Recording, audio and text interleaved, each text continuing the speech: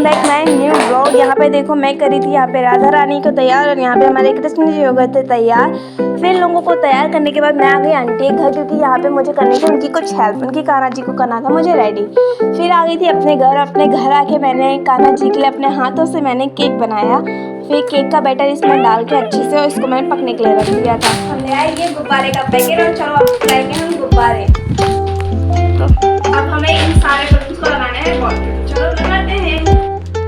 और आपको ज़रूर यहाँ पे मुझे ऐसा लगता है कि आपको लग रहा होगा कि मैं यहाँ पे बलून से खेल रही, पर आपको बिल्कुल गलत लगता है। मैं यहाँ पे बलून से खेल नहीं रही थी। मेरे बलून्स की मतलब इतने ज़्यादा उलझ रहे थे कि ना मुझे समझ ही नहीं आ रहा था कि कहाँ से स्टार्ट करूँ। वो तो डॉल ने मुझे बताया दीदी ऐसे करो, तो फिर मैंने जैसे उसने बताया थोड़ा वैसे और थोड़ा अपने उससे मतलब फिर मैंने मंदिर को ऐसे थोड़ा थोड़ा डेकोरेशन किया। और फिर देखो फाइनली मेरा मंदिर हो गया था रेडी।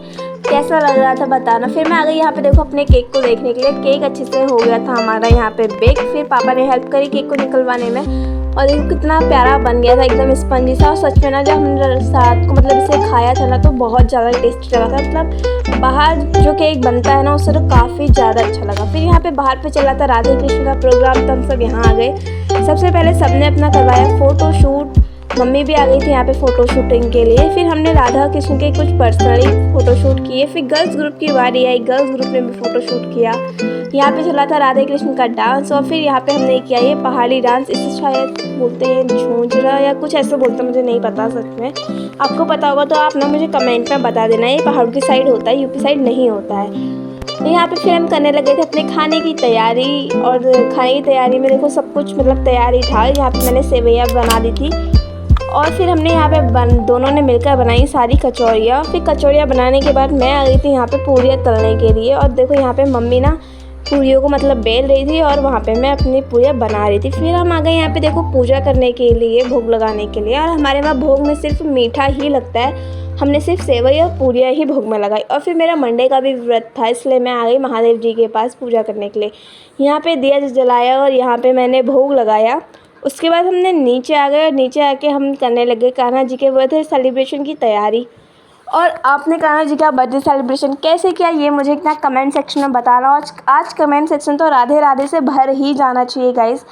प्लीज़ सपोर्ट करिए, आप लोग सपोर्ट नहीं कर रहे हैं, प्लीज़ सपोर्ट करिए। और यहाँ पे देखो फिर पापा ने जला रही थी यहाँ पे कैंडल्स।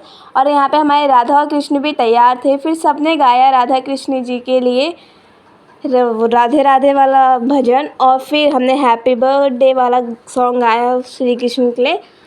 फिर यहाँ पे देखो कि आधी कैंडल्स नहीं जली तो फिर थोड़ी हेल्प मैंने कर दी पापा की। और आप सभी लोगों को जन्माष्टमी की बहुत बधाई, ढेरों शुभकामनाएं। भगवान श्री कृष्ण की कृपा आप सभी पर बने रहें और आप लोगों का बचपना कभी ख़त्म ना हो, क्योंकि श्री कृष्ण का भी बचपना कभी ख़त्म नहीं हुआ, शायद मुझे ऐसा लगता है। और फिर यहाँ पे देखो हमारे राधा कृष्ण हो गए थे रेडी और यहाँ पे कैंडल्स बुझाई और फिर केक कर ली कटिंग।